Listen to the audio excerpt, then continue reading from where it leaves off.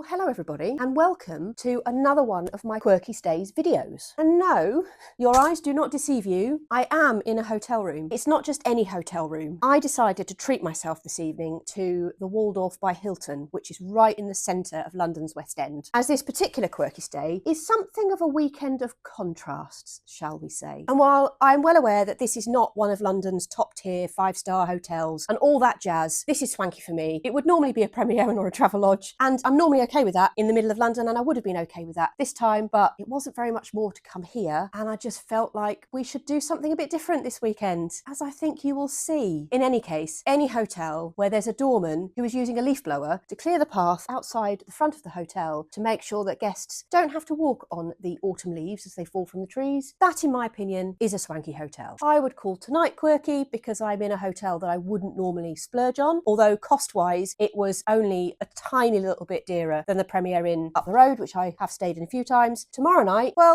cost me 35 quid. I'm in central London this weekend to meet my husband's family. We're going to see the matinee of The Lion King this afternoon. It's a Saturday in October. We're all going together to see The Lion King, and I'm very excited about that because you know I love a show. The Lion King has been in the diary for months and months, and it did feel like a fun thing to do to combine this reason to come into central London with a quirky stay. But I will have to fill you in a bit more later because I have about 10 minutes to go meet them, and they are only going to be just around the corner, but I should really go and do that. I have to admit, I'm not really that sure if I'm going to feel confident enough to make this into a video. I'm in the middle of London, place I'm staying tomorrow night, which is the reason that this is a quirky stay in the first place. Yeah, I'm not sure that's somewhere I'm going to be able to film much, but I guess we'll find that out together and I'll give it a go. I thought at least if I start the video having arrived in the middle of London, even if it's in the comfort of my rather lovely hotel room, which I will show you a bit more of later, then I've at least set my intention, haven't I? Whatever happens, there will be a blog post. If there is a video and you're watching this, you should definitely check out the blog post, which I've linked in the description below. Right, I'm off to go and see a show. I'll come back to you in a bit and I'll explain to you what's going on. Cue montage.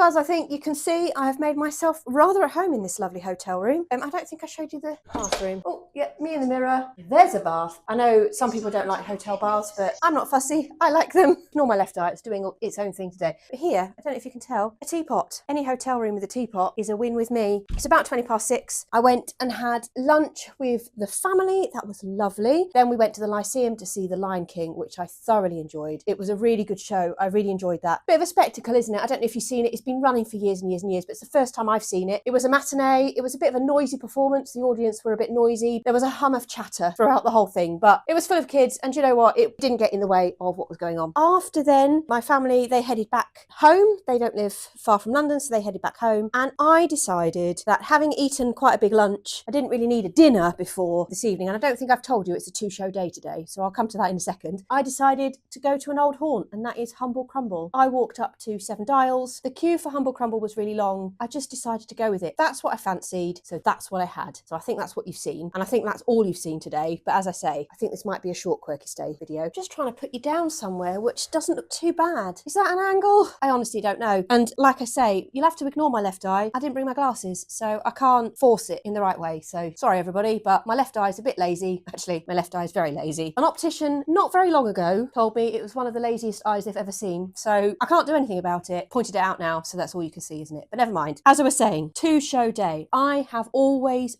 been a fan of a musical, of a show, of a play. I love the theatre. It has always been one of my favourite things to do, one of my favourite ways to spend a Saturday night, and it's something that my husband and I did quite a lot. I don't know, in the last 4 or 5 months, I've really lent into that. There is no greater escape. It might be weird to go to the theatre on your own, but actually I had to say it's not, because when you're at the theatre, you're on your own anyway, right? You're sat in rows looking forward, and you're having community with the actors on stage. So I have found going to the theatre one of my biggest joys seeing The Lion King today, it was a family trip. And the fact that I was coming to London and I thought, oh yes, a quirky stay would be fun. I thought, do I also need to go and see another show? What happened was I put on Instagram how much I enjoyed The Producers, which I saw, I don't know, maybe a month ago here in the West End. One of the best shows I've seen for a long time. It's so funny. Go and see it if you haven't seen it already. It's hilarious and very well put on, and it's a big, spectacular production because it's sort of old Broadway style. My cousin said, oh, you'll probably like Operation Mincemeat. Have you seen it yet? And they have a ballot where you can get £25 tickets. So that's what I did, just on the off chance. And I have this evening paid £25 to see Operation Mincemeat. Don't really know what to expect. It's at the Fortune Theatre, which is quite a small one. All of the reviews on Seat Plan and View from My Seat say there is no legroom whatsoever. I'm quite short, so I'm hoping that isn't going to be too uncomfortable and I'm not going to feel too squished. I am very much looking forward to going to see Operation Mincemeat this evening. So I've got half an hour or so before I need to worry about that. I shall make a cup of tea in that pot, have a bit of downtime because London is busy on a Saturday night and it is very busy. And as you know, I find that a little bit overwhelming. I love it in small doses, but have to retreat here and there.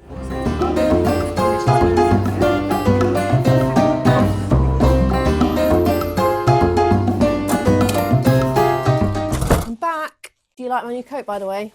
It's from Adidas. I bought this one though, not hashtag gifted. I really like it.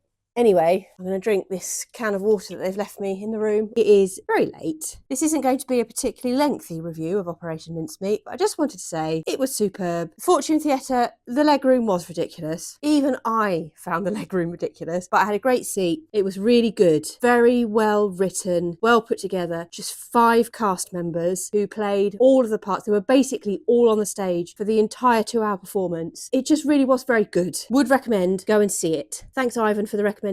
Glad you suggested that. And here endeth my 2-show day in the West End. It's been busy, but it's been a very good day. I don't come to London very often, so here I am trying to make the most of my time. Hopefully tomorrow I'll show you a little bit more of what I get up to in London. Having spent quite a lot of time in the city, this is not a how to spend 36 hours in London guide. That is not what this video is. This is a quirky stay vlog, and so far the quirky stay has been pretty nice. Hopefully I sleep well in this lovely hotel room. I've had a really great day. I've had a really great evening. I've showed you very little. I'll try and do better tomorrow. And actually tomorrow is when the real quirky stay begins. What am I going to get up to? I've got a London walk booked. I have promised my sister I will go and get her the famous Uniqlo bag. Actually, it's this one because I did give in to temptation the last time I was in London and bought myself one of the famous, is it like the round shoulder bag or something like that? But anyway, maybe mooch in the outdoorsy shops because I want a couple of bits for the trip that I've booked over Christmas. I want a cardamom bun from the bakery around the corner because that looked nice. And maybe some steak. I don't know. It's time to go to bed.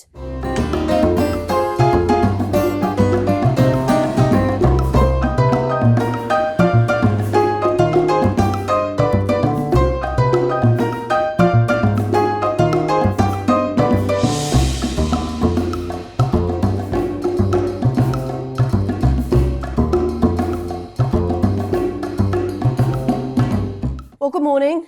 You'll have seen I have used this wonderful hotel room to do my morning routine this morning, and I'm just relaxing. Yesterday was a very busy day. Obviously, 2 shows, both which were excellent, and I talked about those yesterday, so I'm not going to labour that again now. And while it kind of pains me in some ways to spend a couple of hours relaxing in my hotel room, just enjoying my pot of tea, well done Hilton for providing a teapot in the room. Very good, thank you. Because Sunday mornings in London are the best time, if you ask me, because the streets are really quiet and it's a lovely time just to wander. And actually, there is blue sky out there today, which is even better. There is part of me that is like, oh, you should get up and do lots of stuff and do lots of stuff. Yesterday was full on. I was rushing around all day, cramming in as much as I could. And I do love to do that when I'm in London. I did need to take a slow morning. So I've done that. Definitely see myself staying here again. The pull of the central London hotel is great. Normally, I would have quite the journey after a show to get to my hotel to actually start winding down. Having a central London hotel with a 4-minute walk from the theatre to the front door really does appeal. And it is a lovely hotel. It is superior to a Premier Inn. There's no doubt about it. Obviously, the facilities are better. I don't need this level every time I come to London. Of course I don't. My review of this is very good. Very glad I stayed here. And like I say, a quirky stay of contrasts, and the actual quirky stay bit will start late afternoon, early evening today. And I will take you along for the ride. Hopefully there'll be a bit of B-roll of me exploring London. The particular voice map tour I've downloaded is the history of Covent Garden. So just around this particular area, which is very nice. Then this evening, I've got a London Walks booked, which is one of the Blue Badge guided tours of London, and they're always so interested. I've done so many of them. Let's go for a little moochie day in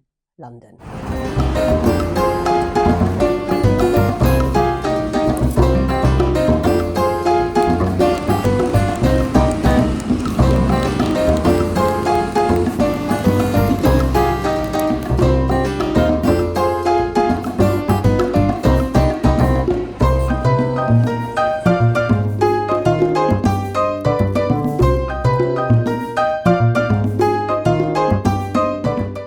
Very good.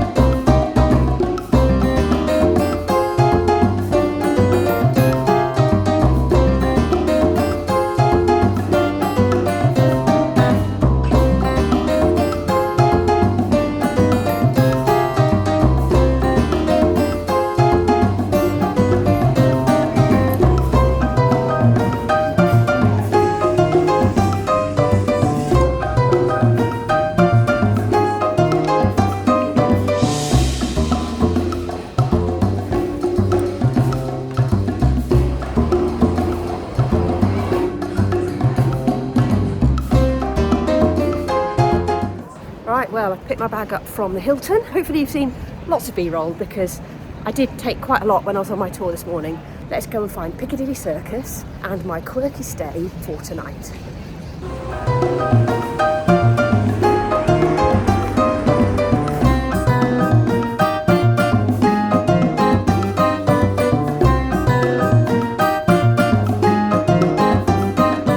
I guess this is where I actually say welcome to quirky stay number 5. I am in a capsule hotel in central London and it cost me £35 to stay here. This is the new, it's only just opened, Zedwell Capsule Hotel in Piccadilly Circus, and it is what seems like thousands of little cocoon bedrooms stacked on top of each other. It is very quirky. First impressions are, as I completely expected, this is a hostel. It's a hostel with privacy. Now, normally hostels, as I'm sure you're aware, are all bunk beds and you're in dorms, shared bathrooms and whatever, and they're cheap and cheerful and quite good for meeting people. I've stayed in a couple of YHAs in London before and they're all good. You know what you're getting. This is similar, but with lots of privacy. I am in a little capsule. As you can see, there's quite a lot of headroom for me, but I am quite short. My cocoon is bigger than a single bed mattress. It can come with a pillow and a duvet. It is very hot in here. There is air, but I don't think it's cooling, but hopefully that will cool later. Shall I give you a room tour? It's not going to take very long. There is a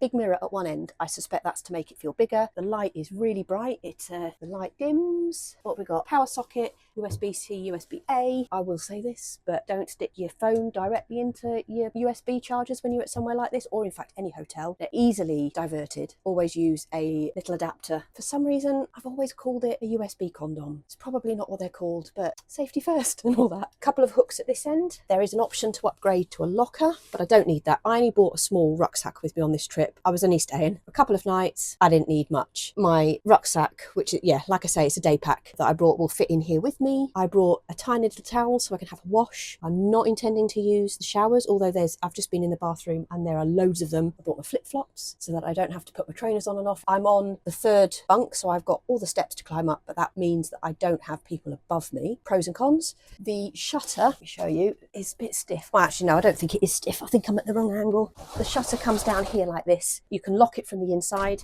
There's also a hole on the outside so I can use a padlock, so I can lock my things in here. I did know that in advance, so I brought a padlock. Again, although I haven't done it recently necessarily, I have hosteled before, so I have brought a padlock. If I lay down in here, oh, I've got loads of space, look. Loads of space up there. I'd love to know what you'd want to know about this. I'm not going to see your questions in the comments below whilst I'm making this video, but quite happily chat in the comments. So if you've got questions about staying in a capsule hotel, albeit not in Japan, although I'd quite like to do that at some point, do drop them in the comments below. Well, so far, it just feels a bit odd. The main entrance is completely boarded off. The outside of the building's got scaffolding all over it. Check in, I don't know, it just feels a bit not quite finished. Rooms are all done. Let's see what this is like. And you know, I'm going to tell you, because why not? Let me get myself settled. And this evening, I'm going on the London Walks Ghost Walk. Looking forward to that. Do need to eat something proper. Don't think I've eaten any vegetables for 48 hours. It's not normally like me, and I think I'm feeling it. So I'm going to go and find something to eat that's reasonably healthy, but at least includes some vegetables. Like I say, if you've got any questions about my experience, drop them in the comments and I will answer them.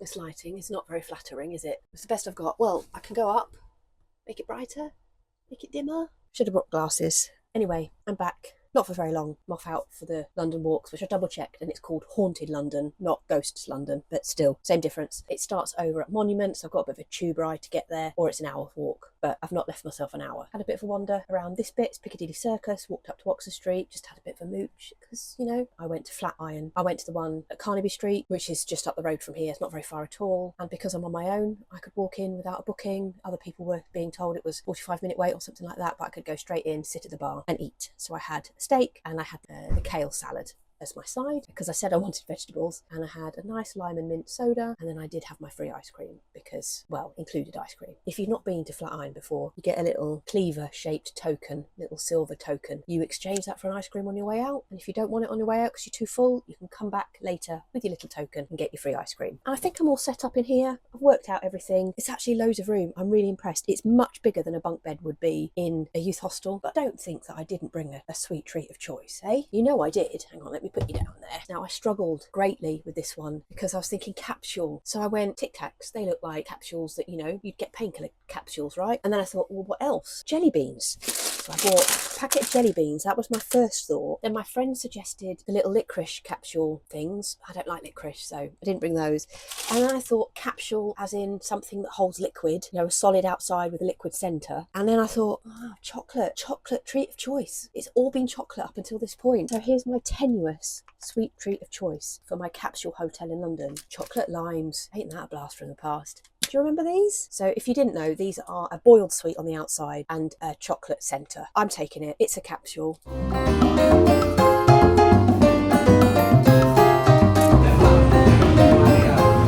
Well, that didn't quite go to plan. Well, as you can see, I've got my first outing of my Mac in a Sack raincoat on because it's raining and also it's a bit cold. But anyway, I thought, yeah, I'll get the tube. No problem. Bakerloo down to Embankment, Circle and District over to Monument. Easy peasy. Except I get off the tube at Embankment, find there are no trains on the Circle and District line from Embankment, and it's a 37-minute walk and I've got 38 minutes to do it in. Oh, I'm doing my steps today. And no, I didn't bring the mic out, so this is going to be noisy, but one step at a time, eh? One step at a time. Right, Monument. Let's go meet this tour. I can normally beat Google. Hopefully, I'm not going to be in too much of a rush. I made it, and because the Tesco Express around the corner was shut, I've got a drink from McDonald's. Don't do it very often, but hey ho, let's learn about Haunted London. Hey, Haunted London, here we go.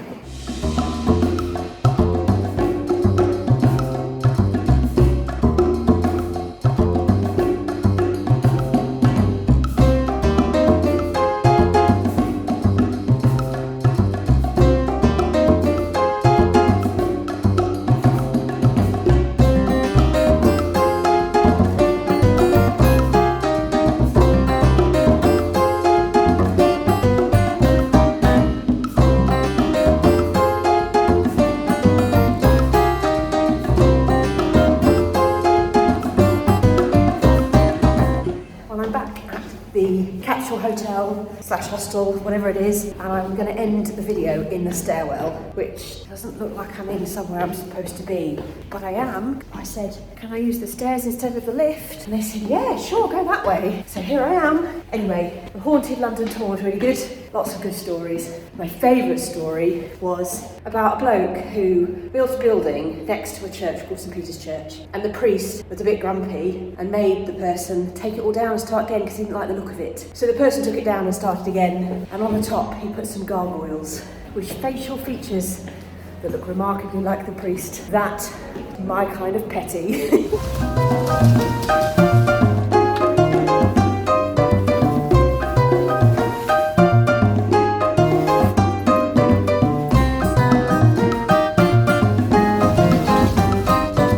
Good morning. I have to keep my voice down because everybody whispers, so I'm probably not going to say much in here, but I just wanted to say good morning. I slept really quite well in here last night. There was a bit of noise, a bit of door banging. They clearly came through and cleaned overnight, emptied the bins, that sort of thing. Then at about 2 o'clock in the morning an alarm went off. Might have been a door alarm, that sort of alarm. All that aside, I slept quite well. It was quite warm, and I did actually pack my fan anyway because, as I said, I came prepared as if I was coming to a hostel. I didn't need to use my earplugs, but I did use my fan. I have had plenty of space. Didn't want for more space really. I mean, a shelf would have been really useful, or maybe a couple more hooks. And I did think, because obviously it did rain last night when I was out, I was dry by the time I got back because it stopped raining. If I'd have come back with a wet coat, it would have been really nice to have somewhere outside my cocoon to hang it. I'm not showering this morning. I'm getting the train home this morning, so I shall probably bath this evening. But the facilities look fine. They're clean. I mean, I'm going to say they're clean-ish. Think hostel toilets and showers, campsite toilets and showers, that sort of situation. They're communal. They're not going to be the best, but they're fine. I'm going to do my morning pages, get myself into some actual clothes, and I'm not planning on hanging around here this morning. My train is at... What time is my train? 10 o'clock, I think.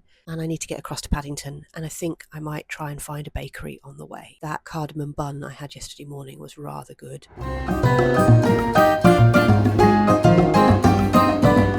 Actually, do you want to know what the worst bit is? I'm sure you've already thought it, but Zoe, where's your tea? You don't have tea, just water, which I had to buy because I didn't really want to fill it up from the bathroom taps. I'm going to have to go and find some tea. There'll be somewhere close by, I'm sure.